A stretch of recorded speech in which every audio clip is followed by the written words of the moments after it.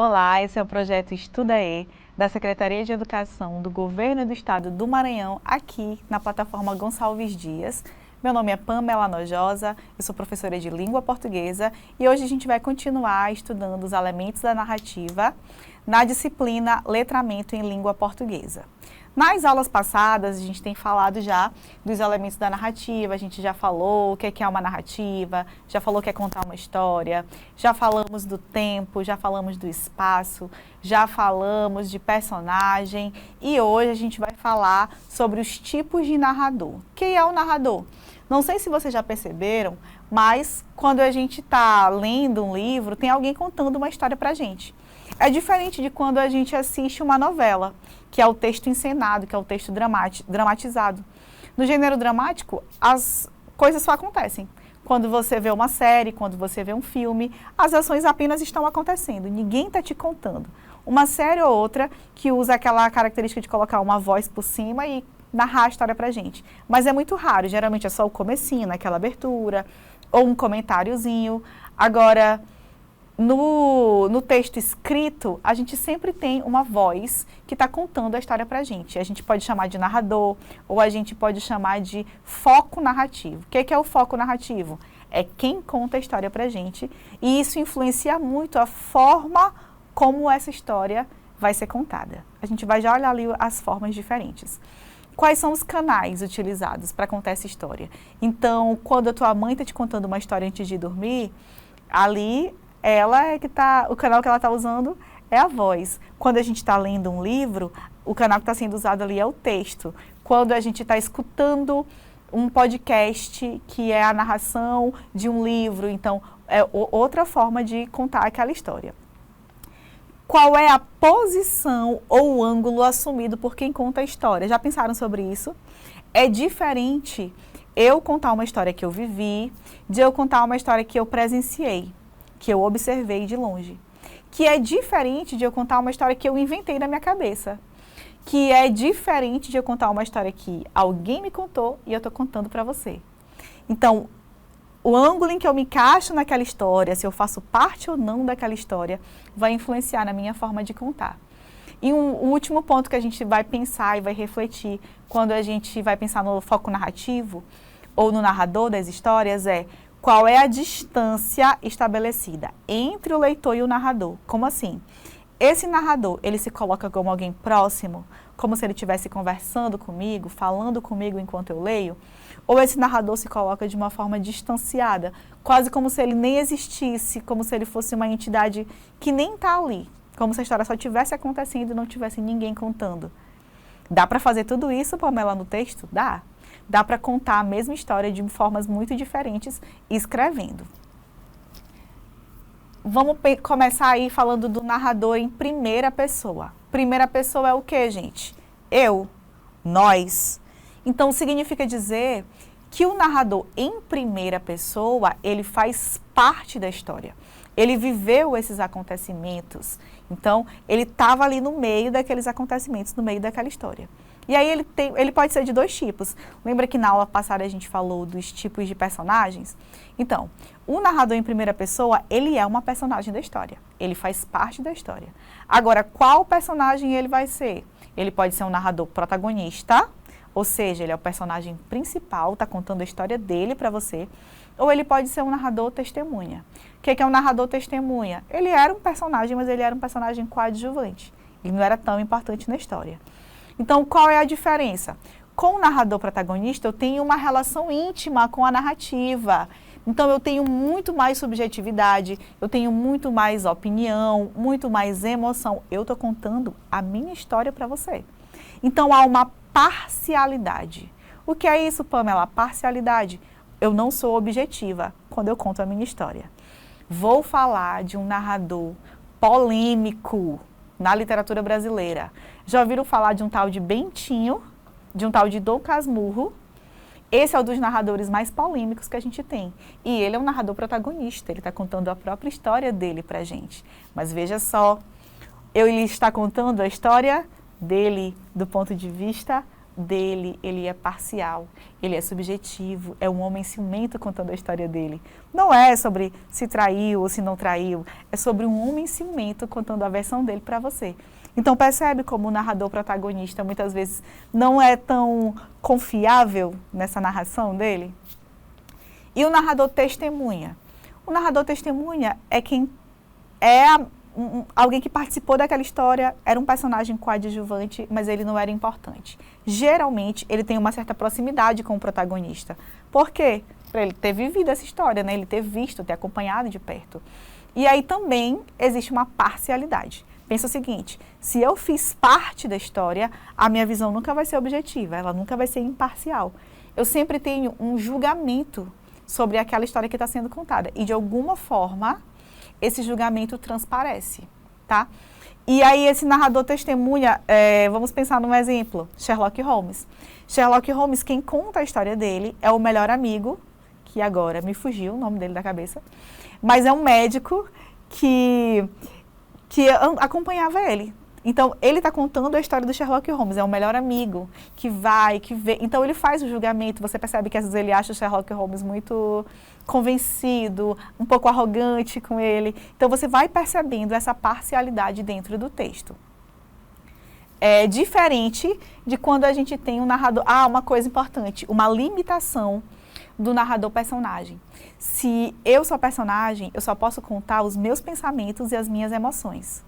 E eu posso supor, pelas ações dos outros, os pensamentos e as emoções das outras personagens. Então, ele tem uma certa limitação, porque ele conta o que ele pensa, o que ele sente, e ele conta as ações das outras personagens e as impressões que ele tem, né, a partir daquelas ações. Aí você vai pensar no Bentinho, ciumento, olhando para Capitu e interpretando o olhar de Capitu. Ele não sabe os pensamentos dela, ele supõe. Então, é uma limitação do narrador-personagem. Esse narrador, já o narrador em terceira pessoa, ele não vai ter essa limitação.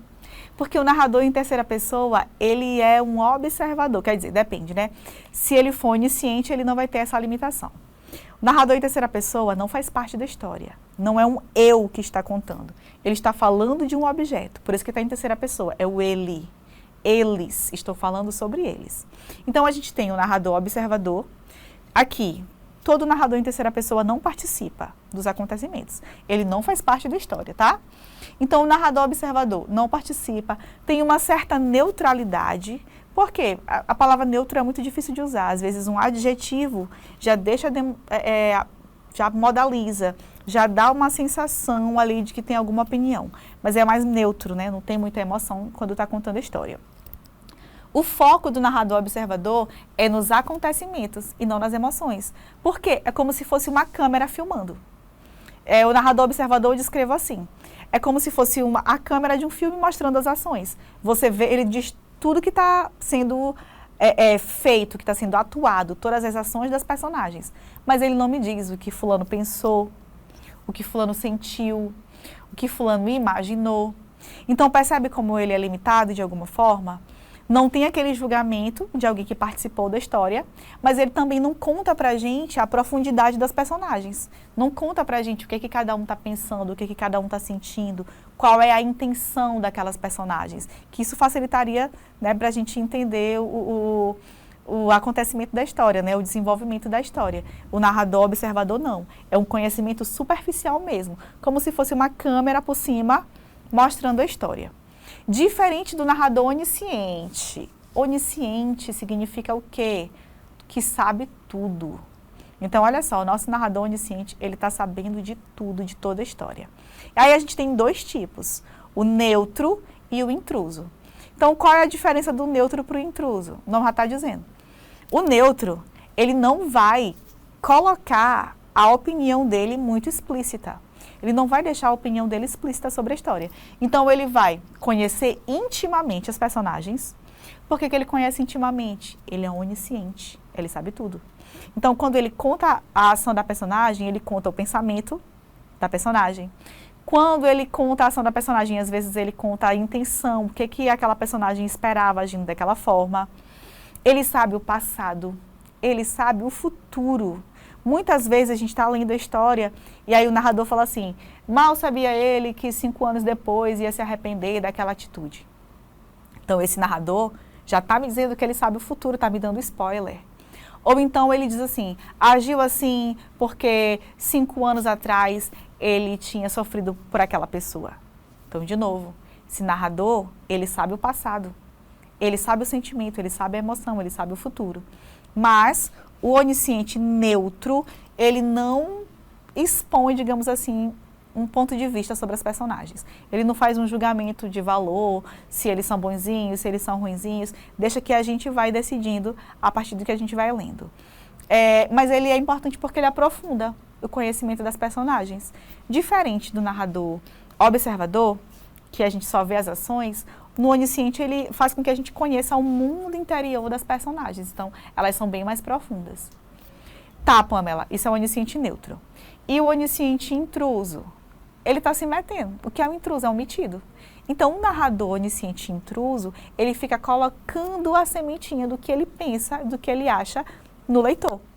Então, se ele acha que um personagem é ciumento, aí ele dá uma diquinha de que ele é ciumento. Se ele acha que aquele personagem é egoísta, que aquele personagem é ruim, ele vai deixando essas pistas dentro do texto pra gente. Ele emite opinião sobre as atitudes das personagens.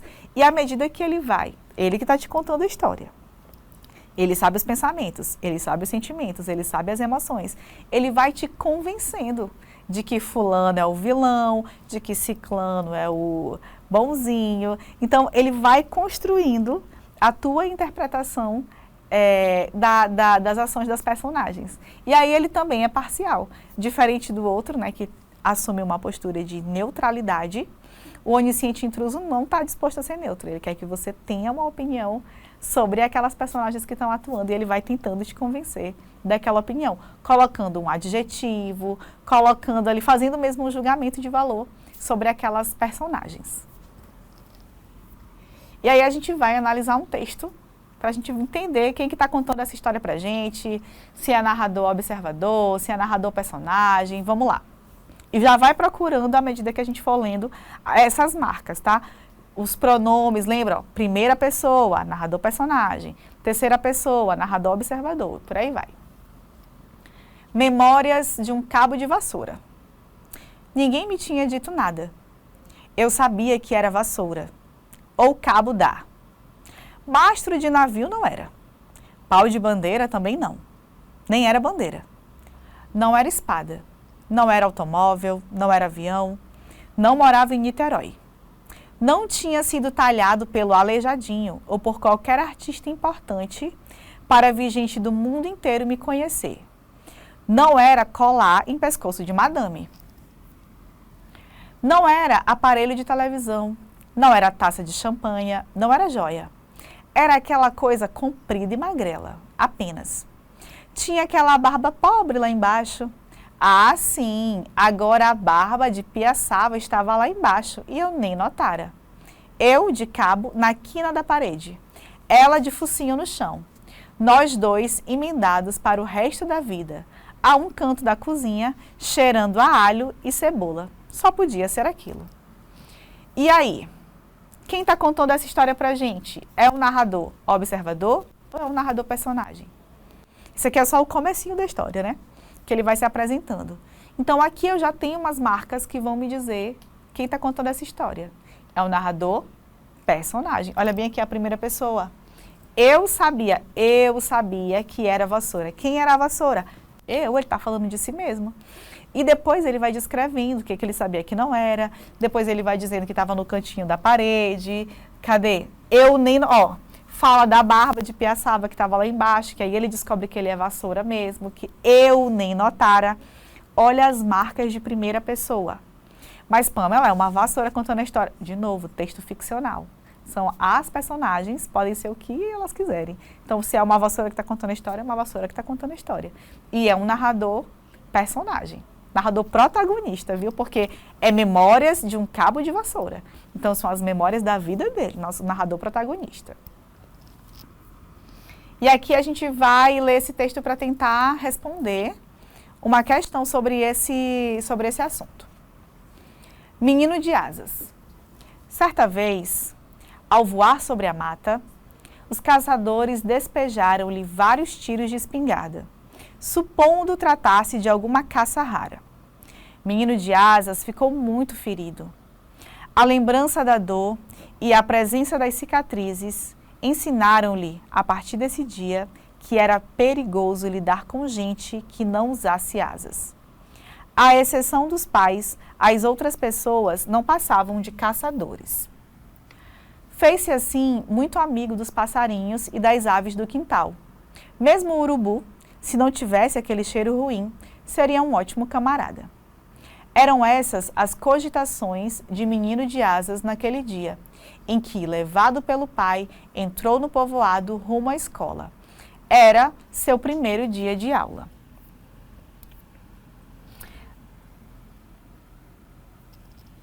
Repetiu aqui. Ah, tá, porque eu deixei as marcas aqui para a gente analisar. Espera aí, deixa eu só voltar logo para o enunciado da questão. Aqui. Oxi. Não, tá certo, é para a gente analisar o Menino de Asas mesmo. Vamos lá. Certa vez, ao voar sobre a mata.